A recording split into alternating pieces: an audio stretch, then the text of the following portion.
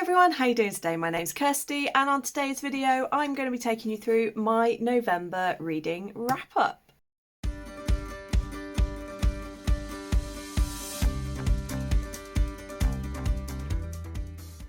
I find it kind of hilarious that I'm holding up physical books, yet did I complete many physical books? No! Last year, November was my best reading month of the year, and I read a ton of books. This year, it's been a slumpy month. There's been quite a few things started, and quite a few things unfinished. I have a few DNFs, but these aren't like complete total DNFs. These are ones I will go back to and I will complete at some point. First one of these is Orange Volume 1. For part 2 of my wholesome manga reading vlog, I only read sort of the equivalent of the first volume as it originally came out, because this collection is the first 3 volumes. So I've only read the first volume, but I am planning on finishing the rest of it because it was very emotional. It was tugging on my heartstrings and it captivated me, so I do want to continue.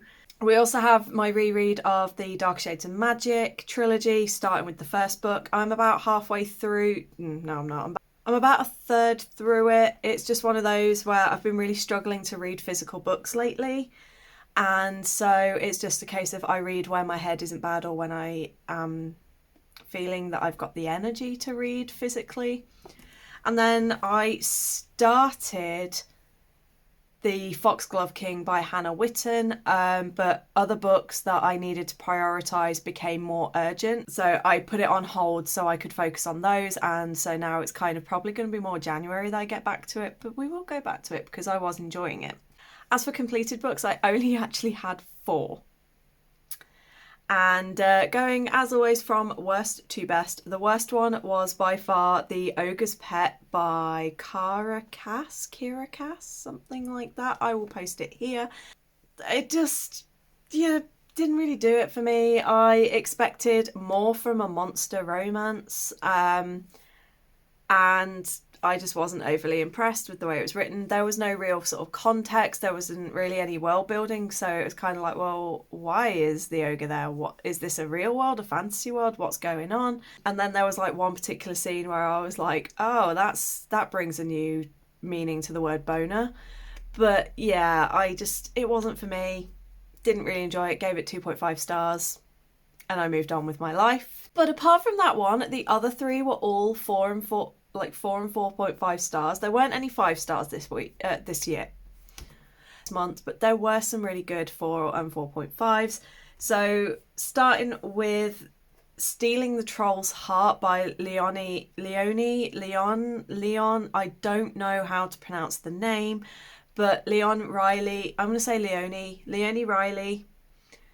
This was the other side of the monster romance, where there were still elements where I was like, this could have been a lot better, and there could have been a bit more creative licenses applied when it came to certain aspects. But the actual relationship and the building and the world and the writing quality was really, really good. And I ended up becoming quite invested in the characters and their relationship more than I did the actual smut. And I ended up having a really good time with it, and I do want to continue the series. So yeah, that one got 4 stars and I did have a good time with it.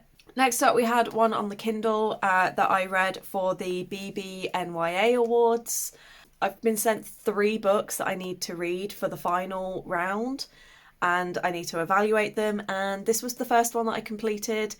It wasn't too long, it was only 200 and something pages. I do wish it was a bit longer because I could have happily spent more time building up the relationships and the characters. But every single character had a unique voice. Every character stood out for different reasons. They weren't one-dimensional. They were very animated. Even the minor characters stood out and were memorable. My favourite character was actually the sentient plant. There's like a giant ivy, I think it's an ivy or a vine, called Sally, and it is sentient, and I loved Sally so much. This vine was brilliant. And yet there were a couple of things where it was kind of like, oh yeah, I saw that coming. And there were a couple of moments where it was like, this seems to be resolving a little bit too easily and seems to be going a bit too well, but there was definitely enough conflict and drama to keep me entertained, and there was good tension, good build up for the characters, and I did have a really good time. I really want to continue the series because I am heavily invested in the two main characters, Yvonne and Rose, and I just really want to know what's going to happen next. This one got 4.5. Was it 4.5? I'm sure. Yeah, that one got 4.5 stars, and it was a really, really good time.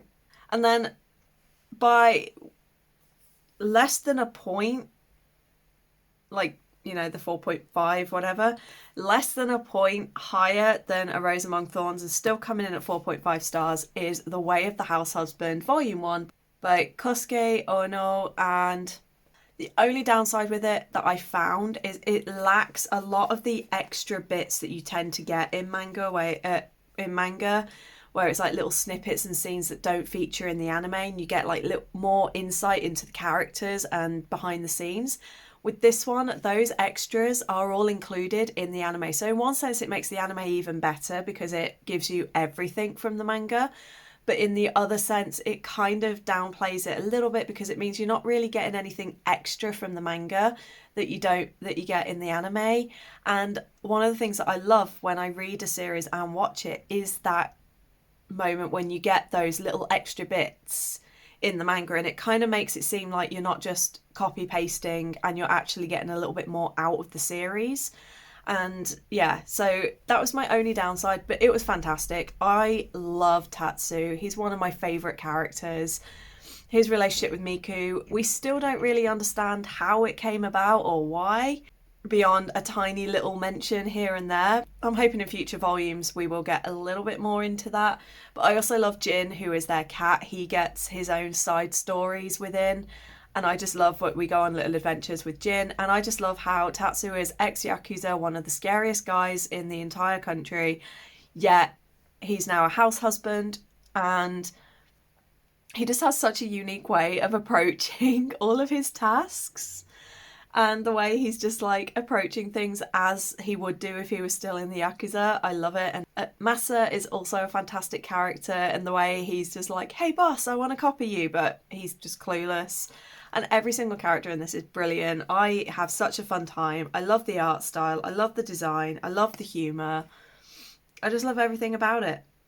And like I said, the only thing I wish is that there was a little bit more extra in this, so that it doesn't feel like an absolute play-by-play when I watch the anime.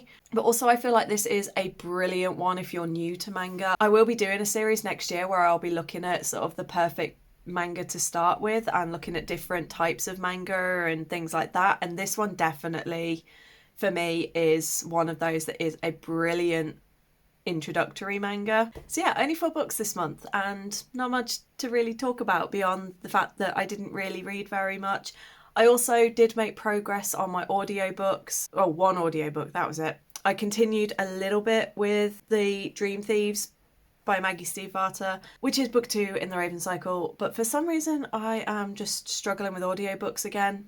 I went through last month, I was listening to them quite a lot. This month I'm struggling again, but my focus has just been on other things right now, and with just filming, editing, planning, that's just been taking precedence. So because I've been busy with that, I don't want to be listening to audiobooks while I'm planning, because I miss things in the audiobooks, or as happens quite regularly, I will write down what is being said in the audiobook and I'll be like, why is that word in there?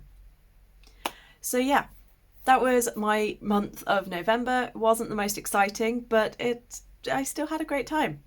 Let me know in the comments what you got up to in November. Did you find that it was a good reading month for you, or did you struggle a little bit? I'll be back tomorrow with my 2024 journal lineup. So if you are interested in journaling videos and want to see what journals I'll be using and what I tend to use each journal for, come tune in to that. Otherwise, I will see you on the next bookish video.